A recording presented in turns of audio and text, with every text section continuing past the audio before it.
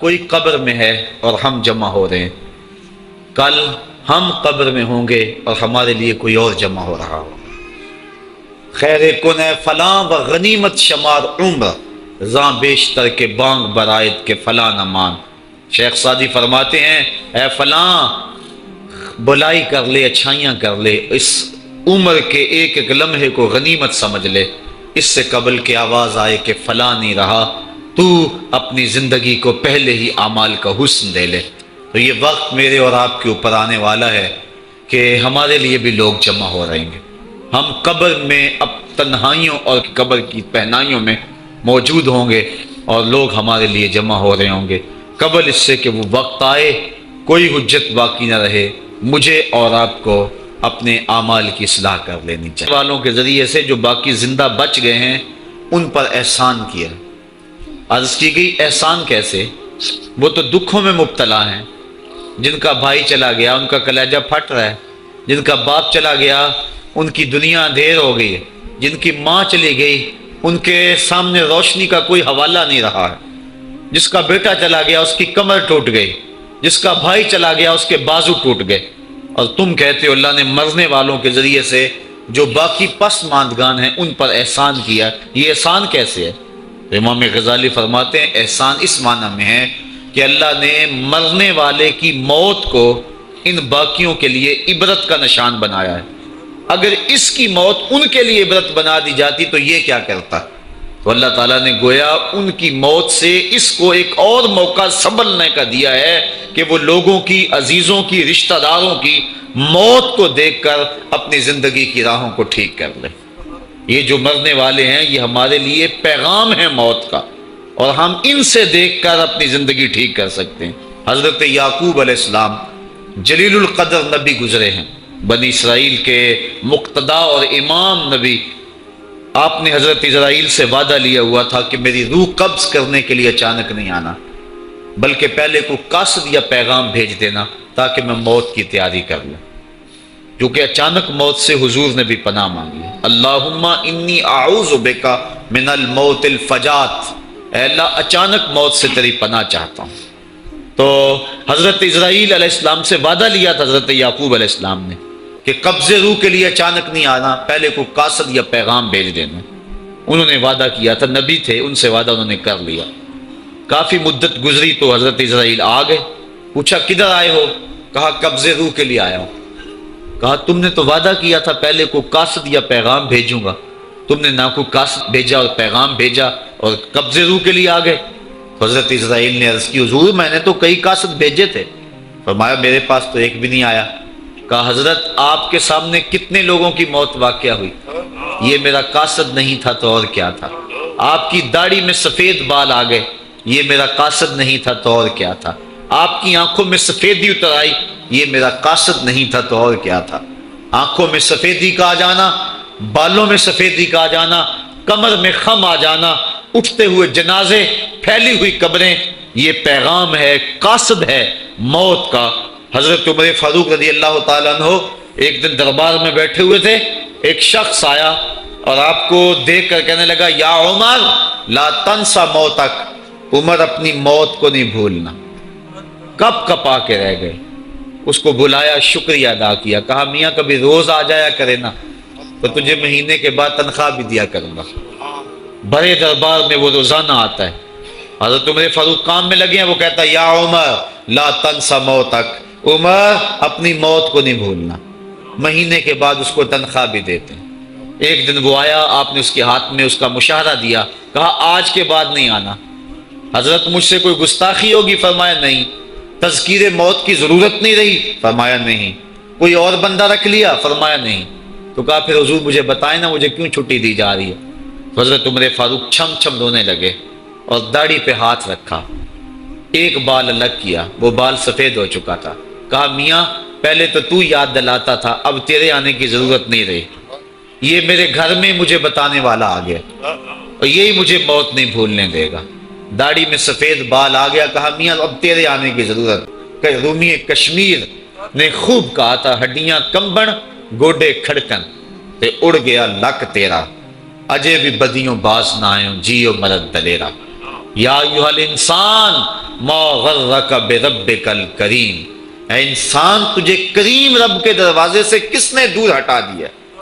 الذی خلقک فسواک فعدلک فی ای صورت ما شاء رکبک، جس نے تجھے پیدا کیا، تیرے اعضاء کو توازن دیا، تجھے حسن اور جوانی بخشی، تجھے چلنے کا سلیقہ دیا، تجھے بولنے کا طریقہ دیا، تجھے سوچنے کے لیے دماغ دیا، تجھے سماعتوں کے پردے دیے۔ آج شیروں کو تو نچا لیتا ہے، ہاتھیوں کو تو بٹھا لیتا ہے۔ اے انسان ذرا غور تو کر، اس رب کا شکر کر، کیوں بھول گیا اس رب کو جس نے تجھے پیدا کیا؟ اگر تجھے پیدا ہی نہ کرتا تو کیا کرتا؟ پھر پیدا کر کے چھوڑ دیتا تجھے، اگلا تیری ذمہ داری اپنے ذمہ کرم پہ نہ لیتا تو بچا تجھے گرمی کی سختی سے کون بچاتا؟ تجھے ٹھٹھرتی ہوئی سردی سے کون بچاتا؟ ماں کے سینے میں تیرا پیار نہ ڈالتا، ممتا وہ ماں کے سینے میں نہ ڈالتا، تجھے گندگی میں لتھڑے ہوئے کو کون اٹھاتا؟ لیکن اس نے پیار ڈالا ماں کے سینے میں، جس نے تجھے پہلے چوما اور پھر اس نے تجھے دھویا۔ انسان غور تو کر، ما غرک بربک الکریم، اس رب کو بھول گیا ہے، الذی خلقک، جس نے تجھے پیدا کیا۔ ماں نے بیٹے کو پیدا نہیں کیا، جنم دیا ہے، لیکن اتنے احسان ہیں کہ ساری زندگی بھی انسان ماں باپ کا حق نہیں ادا کر سکتا۔ جس ماں نے جنم دیا ہے اس کے حق نہیں ادا ہو سکتے، تو جس رب نے تخلیق کیا ہے اس کے حق کیسے ادا ہوں گے؟ اس لیے کہ انسان ذرا غور تو کر، اس نے تجھے پیدا کیا تو بھول گیا اس رب کو؟ اپنے ذرا ماضی کو دیکھ کہ تو کہاں سے کہاں پہنچا۔ تیری زبان میں، تیرے منہ میں زبان کا لوتھڑا تھا، بولنے کا سلیقہ نہیں تھا، کس نے اس کو لفظوں کی حرمت سے آشنا کیا؟ تیرے کانوں میں پردے تھے لیکن سمجھنے کا طریقہ نہیں تھا، لیکن کس نے تیری سماعتوں کو شعور بخشا؟ کس نے تجھے چلنا سکھایا؟ کس نے تجھے بولنا سکھایا؟ کس نے تیری چھاتی میں زور رکھا؟ آج تو کڑیل جوان ہے، آج دولت کے انبار تیرے پاس ہیں، آج تو چودھری ہے، آج تو خان صاحب ہے، آج تو بہت بڑا عالم ہے، آج تو مفتی ہے، آج تو پیر ہے، آج تو منسٹر ہے، آج تو ناظم ہے، آج دنیا تیری بات گزار ہے، آج تیرے دماغ میں وہ قوت رکھ دی گئی کہ دنیا کو تو انگلیوں پہ نچا رہا ہے۔ ذرا پلٹ کے دیکھنا پیچھے، ذرا پیچھے لوٹ کے تو دیکھ، تو چار پائی کے سہارے بھی چلنا نہیں جانتا تھا، پھر تجھے چار پائی سے چلنا سکھایا، پھر تو نے چلنا اور چلتا تھا، 2 قدم تو گر پڑتا تھا۔ ذرا ماضی کی طرف پلٹ کے دیکھ، اور تو بھول گیا رب کو جس نے تجھے اتنا کچھ دیا۔ چل ماضی کی طرف پلٹ کے نہیں دیکھنا، مستقبل کی طرف ہی جھانک کے دیکھ لے۔ ایک وقت پھر دوبارہ تیرے اوپر ایسا آئے گا، پھر تیری بولتی بند ہو جائے گی، پھر تیرا چلنا بند ہو جائے گا، چار پائی سے لگ گیا، مورے میں تکلیف ہو گئی، تو فالی زدہ ہو گیا۔ سارے گھر والے 4 دن تو بڑی خدمت میں لگے رہے، لیکن انہیں اپنے کام بھی تو کرنے تھے، پھر آہستہ آہستہ تجھے اگنور کرنا شروع کر دیا، تو بھی اس بات کو سمجھنے لگا۔ پھر وہ وقت بھی آیا کہ تیری چار پائی کو اندر سے اٹھا کے برآمدے میں رکھ دیا کہ بابا کھانستا ہے، بچے ڈسٹرب ہوتے ہیں، جراثیم پھیلتے ہیں، اب نوکر تجھے روٹی دینے لگا۔ شام کو بیٹا آتا ہے، 2 لمحے کھڑا ہوتا ہے، پھر اپنے بیڈ روم میں چلا جاتا ہے، تو اس کی صورت کو ترستا رہتا ہے۔ آج تیری زندگی اجیرن بن گئی، پھر تیرے اوپر ایسے حملے بیماریوں کے ہوئے، ایسی تکلیفیں ہوئیں، بول و براز بھی اوپر، لوگ ناک پہ کپڑا رکھ کے تجھے اٹھاتے ہیں۔ اس وقت تو اپنی زندگی سے تنگ آ گیا، تو کہتا ہے ڈاکٹر کو لگا زہر کا ٹیکہ، مجھے موت آ جائے۔ بتا ہم تجھے موت بھی نہ دیتے تو کیا کرتا؟ ہم نے تجھے زندگی دی تھی، یہ ہمارا احسان، اور اب تمہیں موت اگر دیں گے تو یہ بھی ہمارا احسان ہے۔ اگر تو تڑپتا تھا، تیری زندگی جو ہے وہ اجیرن بن چکی تھی، سارے تجھ سے تنگ آ گئے تھے، تیرے بیٹے بھی کہتے دعا کرو اللہ بابے کو پردہ دے دے، سارے تیرے پردہ مانگ رہے تھے، اب بتا کہ ہم تجھے پردہ بھی نہ دیتے تو کیا کرتا؟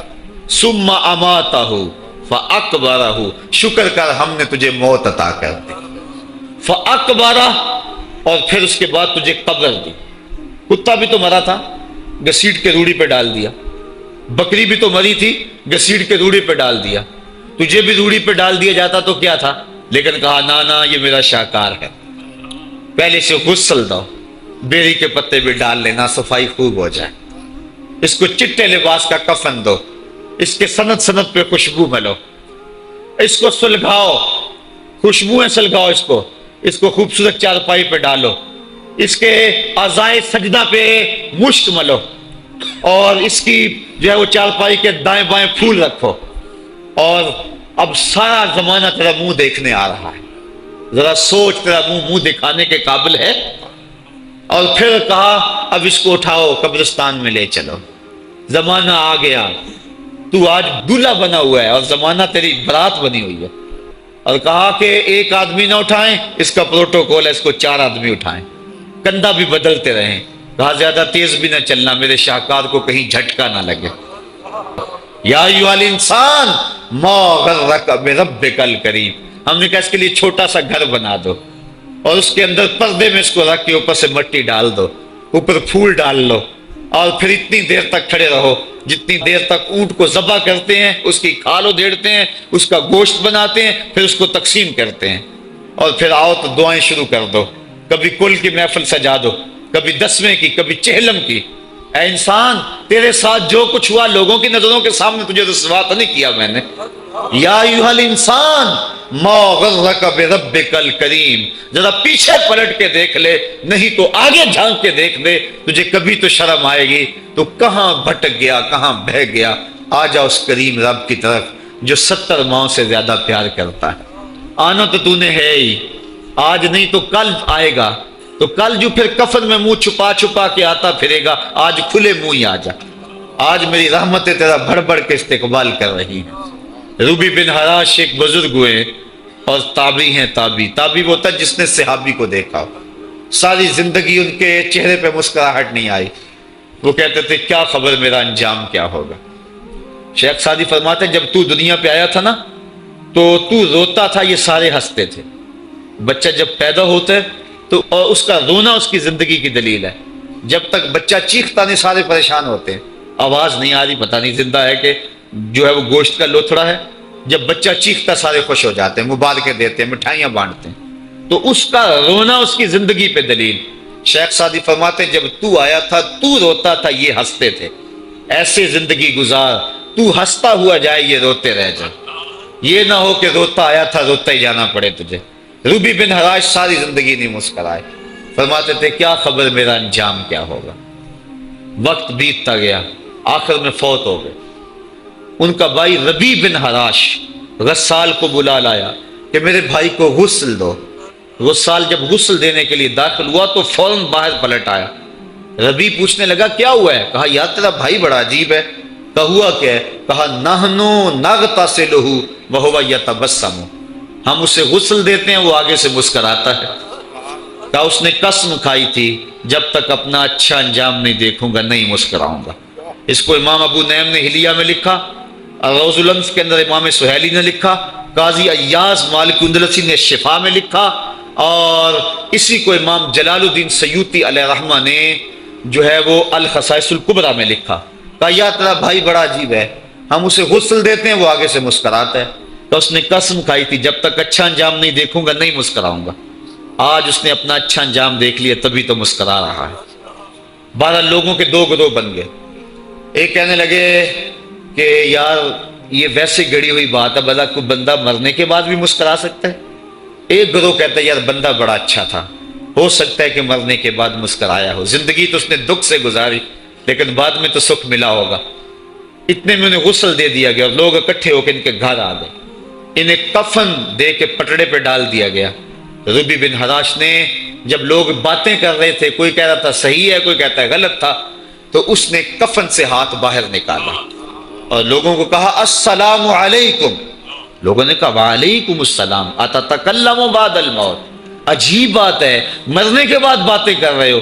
قال نعم اتکلم بعد الموت، کہا ہاں ہاں میں مرنے کے بعد ہی باتیں کر رہا ہوں۔ عرش فرشتے بانگ تے مکے پہ گیا شور، بلے شاہ سا مرنا نہیں تے گور پیا کوئی ہور۔ فَلَنُحْيِيَنَّهُ حَيَاتًا طَيِّبَةً، ان کو حیات طیبہ بخش دی جاتی ہے جو اللہ کے نام پہ اپنی زندگی گزار دیتے ہیں۔ میرا رب کہتا ہے کہ میں ان کو مرنے نہیں دیتا، ان کو ستھری اور پاکیزہ زندگی دیتا ہوں۔ اور اقبال کہتا ہے فطرت ہستی شہید آرزو رہتی نہ ہو، خوب تر پیکر کی اس کو جستجو رہتی نہ ہو۔ تو کہا ہاں ہاں مرنے کے بعد باتیں کر رہا ہوں۔ لوگوں نے کہا بتا پھر تیرے رب نے تیرے ساتھ سلوک کیا کیا؟ تو ربی جو فوت ہو چکا ہے کہتا ہے استقبلنی ربی غیر غضبان واستقبلنی بروح و ریحان. کیا پوچھتے ہو؟ اس کے قدرت والے چہرے پہ کوئی غصہ نہیں تھا. اس نے روح و ریحان کے پھولوں کے ہار میرے گلے میں ڈالے. لوگوں نے باتیں پوچھنا شروع کر دی. موقع مل گیا ایک مردہ بول پڑا. کوئی ادھر کی پوچھ رہا ہے کوئی ادھر کی پوچھ رہا ہے. امام ابو نعیم لکھتے ہیں کہ جب لوگوں نے سلسلہ کلام طویل کر دیا تو ربی بن حراش نے کہا اجلوا بی ولا تؤخروا بی لأن ابا القاسم ينتظر علی الصلاۃ. دیر نہ کرو مجھے جلدی جلدی قبرستان میں لے جاؤ. تم مجھے باتوں میں لگا رہے ہو. امام الانبیاء میرے جنازے کا انتظار کر رہے ہیں. لوگوں نے جنازہ پڑھا اور اپنے گھروں میں آنے کی بجائے سیدھا ام المومنین حضرت عائشہ صدیقہ رضی اللہ تعالی عنہا کی چوکھٹ پہ چلے گئے اور جا کے سارا ماجرا کہا. وہ ابھی باقاعدہ حیات تھیں. کہا ایک آدمی نے مرنے کے بعد یوں باتیں کی ہیں, آپ اپنی رائے بتائیں کہ یہ کیا ہو سکتا ہے. تو ام المومنین رضی اللہ تعالی عنہا نے فرمایا تم کیوں پریشان ہو گئے ہو؟ میرے سرتاج آقا فرما گئے ہیں کانا رجل من امتی یتکلم بعد الموت. میری امت میں ایسے مرد بھی ہوں گے جو مرنے کے بعد باتیں کیا کریں گے. تو وہ لوگ جنہوں نے اپنی زندگی اللہ کے نام لگا دی اور اس کے ذکر کے نام لگا دی وہ مرنے کے بعد بھی ابدی اور سرمدی زندگی پاتے ہیں. اور جو لوگ اللہ سے بے بہرہ ہیں اس کی خشیت سے جن کا سینہ خالی ہے اور دین کا چراغاں جن کے سینے میں نہیں ہے وہ چلتے پھرتے بھی مردہ ہیں. ان کے سینے میں دھڑکتا ہوا دل تو ہے لیکن تمانیت کا نور اس میں نہیں رکھتے ہیں. وہ دھرتی کے اوپر چلتے تو ہیں لیکن دھرتی کا بوجھ ہیں. لیکن یہ لوگ وہ دھرتی کی چھاتی میں ہیں لیکن دھرتی کا وقار ہے. ان کی قبروں سے بھی زندگی پھوٹ رہی ہے اور ضیائیں پھوٹ رہی ہیں. میں جب بھی کبھی لاہور گیا ہوں تو ایک منظر مجھے اپنی طرف کھینچتا ہے. جب میں دریائے راوی کے اس پار ہوتا ہوں تو میں ایک قبر دیکھتا ہوں جس پہ حسرتیں برس رہی ہیں. وہ بر صغیر کا مطلق العنان حکمران جس کی کے اشارہ ابرو سے ہندوستان کی تقدیر بدلتی تھی آج چند تاش کھیلنے والی ٹولیاں اس کی قبر پہ بیٹھی ہیں. اس کی محبوب بیوی جو بادشاہ کے پیچھے بیٹھتی تھی اور پردہ پیچھے لٹک رہا ہوتا, بادشاہ کا کوئی فیصلہ اسے ناگوار ہوتا پیچھے سے وہ کمر ٹھونکتی, بادشاہ فیصلے بدل لیتا. جس کے اشارہ ابرو سے ہندوستان کی تقدیر کے فیصلے تبدیل ہوتے تھے اس کی قبر بھی ساتھ ہی اندھیرے میں ہے. اور اس کی بیٹی کی قبر کے اوپر زیب النساء کے مقبرے پہ لکھا ہے بر مزار ماں غریباں نہ چراغے نہ گلے نہ پرے پروانہ سوزد نہ صدائے بلبلے. ہم غریبوں کی قبر پہ کون چراغ جلانے آئے گا, کون پھول ڈالنے آئے گا؟ نہ کوئی بلبل گیت گانے آئے گی اور نہ کوئی پروانہ پر جلانے آئے گا. یہ وہ جو مطلق العنان تھے یہ ان کی قبر کی کہانی سنائی. اور جب میں دریائے راوی کا کنارہ پار کرتا ہوں تو ایک لوح مزار وہ بھی ہے جہاں جلی حروف میں لکھا ہے گنج بخشے فیض عالم مظہر نور خدا ناک سارا پیر کامل کامران را رہنما. جب زندگی ایک طرح کی نہیں ہوتی تو پھر موت بھی ایک طرح کی نہیں ہوتی.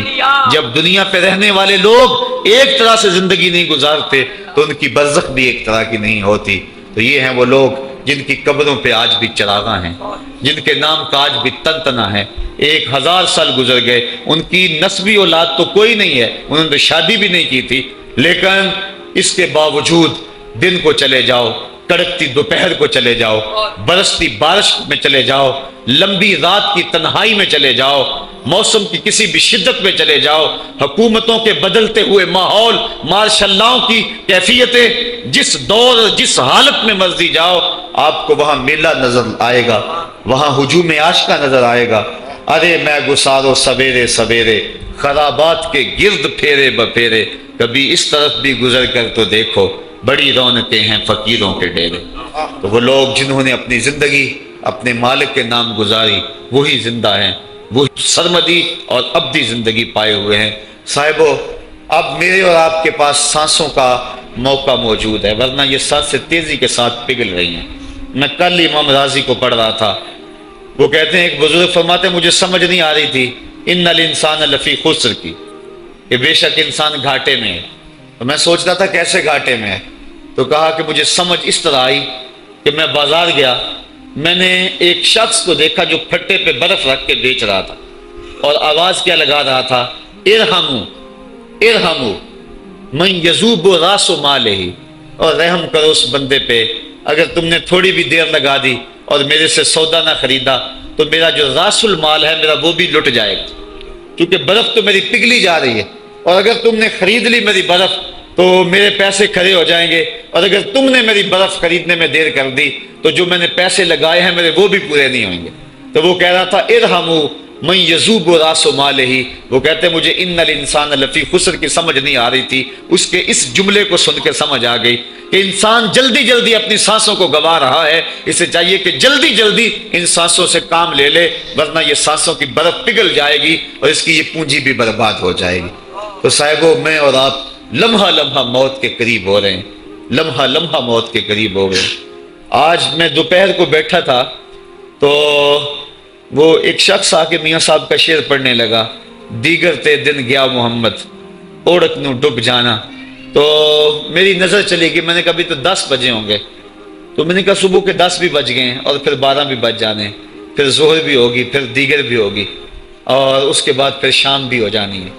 اب ہم دیگر تک تو پہنچ گئے ہیں، اب شام کے دھندلکے بھی قریب ہو گئے ہیں، تو یہ دن ڈوب جانا ہے تھوڑی دیر کے بعد۔ یہی مثال ہماری زندگی کی ہے، کوئی دوپہر تک آ گیا ہے، کوئی چاش تک آ گیا ہے، کوئی ظہر تک آ گیا ہے، کوئی عصر تک آ گیا ہے، اور کسی کی زندگی کا سورج بالکل غروب ہونے کے قریب آ گیا۔ صاحبو، پتہ کوئی نہیں کہ ہمارا اگلا قدم کہاں ہے، اس سے قبل کہ کوئی حجت باقی نہ رہے مجھے آپ کو اپنی زندگی پہ نظر ثانی کرنا ہوگی، اپنے گناہوں کا اور اپنی نیکیوں کا حساب لگانا ہوگا۔ ایک ترازو تو کل محشر کے میدان میں لگے گا، ایک ترازو ضمیر کی عدالت میں آج ہی لگانا ہوگا۔ ہمیں دیکھنا ہوگا ہمارے پلے کتنے عمل ہیں اچھے، اور جو اچھے عمل ہیں ان میں خلوص والے کتنے ہیں، لوگوں کے دکھاوے والے کتنے تھے، رب کے لیے کتنے عمل کیے اور لوگوں کے لیے کتنے کیے۔ تو پھر ترازو لگا کے ہم نے اپنے اعمال نامے کو آج ہی تولنا ہے اور وزن کرنا ہے، اور اپنی زندگی کو نیکی کا حسن دینا ہے۔ وقت کٹ رہا ہے، زندگی لمحہ لمحہ موت کے قریب ہو رہی ہے، قبل اس سے کہ کوئی حجت باقی نہ رہے ہم ہاتھ ملتے رہ جائیں، پچھتاتے رہ جائیں تو کیا فائدہ ہوگا۔ بلکہ میں نے تو پڑھا کتابوں میں، علماء لکھتے ہیں قیامت کے دن تو نیکوکار بھی پچھتائیں گے۔ بدکاروں نے تو پچھتانا ہی پچھتانا ہے، نیکوکار بھی پچھتائیں گے۔ بدکار تو اس لیے پچھتائیں گے انہوں نے اتنے گناہ کیوں کیے، تو نیکوکار کیوں پچھتائیں گے؟ جب وہ اپنے اچھے اعمال کی جزا دیکھیں گے تو وہ پچھتائیں گے، ہائے جو چند لمحے ضائع ہو گئے وہ بھی کیوں ضائع ہو گئے، وہ بھی میں نے کیوں برباد کر دی، وہ بھی اس راستے پہ ڈالے ہوئے ہوتے۔ تو آج مجھے آپ کو موقع ہے، دیکھیں قبریں کتنی، قبریں جو ہیں وہ ہمارے کتنے ملنے والے، ذرا نظر دوڑائیں نا، آج ہم کتنوں کو کندھوں پہ اٹھا کے قبرستان چھوڑ آئے ہیں۔ حضرت غوث اعظم رضی اللہ تعالیٰ عنہ فرماتے ہیں جا کے قبرستانوں میں دیکھو کتنے کتنے حسینوں کی مٹی خراب ہو رہی، جو اپنے بدن پہ ایک چٹکی مٹی نہیں پڑنے دیتے تھے آج ان کا کفن بھی تار تار ہو گیا ہے، جو اپنے کلف لگے کاٹن کو سلوٹ نہیں آنے دیتے تھے آج ان کے کفن بھی ٹوٹ گئے ہیں اور ہڈیوں کے جوڑ جوڑ الگ ہو گئے۔ تو وقت ہمارے اوپر وہ آنے والا ہے، کسی نے آج تک موت کا انکار نہیں کیا، میں نے لوگوں کو خدا کا انکار کرتے دیکھا، آپ نے بھی دیکھا، لیکن کوئی موت کا آج تک انکار کرتا نہیں دیکھا گیا۔ موت اپنا آپ منوا لیتی ہے، میں اور آپ موت کے بتدریج قریب ہو رہے ہیں، ہمارا اٹھنے والا ہر قدم ہمیں موت کے قریب کر رہا ہے۔ تو قبل اس سے کہ وہ وقت آ جائے اور کوئی حجت باقی نہ رہے اور ہم ہاتھ ملتے رہ جائیں، وقت پر کافی ہے ایک قطرہ بھی آب خوش ہنگام کا، جل گیا جب کھیت برسا می تو پھر کس کام کا، پھر تو پچھتاوا ہی ہوگا۔ آج ہم پچھتا لیں تاکہ زندگی میں حسن نیکی کا آ جائے۔ یہ میری آپ سے درد مندانہ اپیل ہے، گزارش ہے، اور میری آپ سے التماس ہے کہ یہ تھوڑی سی زندگی اللہ نے جو مجھے اور آپ کو ودیعت کی ہے، یہ بڑا تھوڑا سا عرصہ ہے، تھوڑا سا موقع ہے۔ یہ دنیا بوائی کا موسم ہے، آخرت کٹائی کا موسم ہے۔ جو بوائی کے موسم کو برباد کر بیٹھا ہے، کٹائی کے موسم میں اس کے ہاتھ کچھ نہیں لگتا۔ تو آج تخم عمل ڈال لیں، آج ایک بیج ڈالیں گے کل 70 کاٹ لیں گے، لیکن اگر آج کچھ نہ کیا، اپنی سانسیں برف کی طرح پگھلا دیں تو یہ اس شخص کی طرح ہے جو پھٹے پہ رکھ کے برف کہہ رہا ہے کہ میرے اوپر رحم کرو، اگر تم نے میرے سے برف نہ خریدی تو میرا راس المال بھی لٹ جائے گا، ہمارا راس المال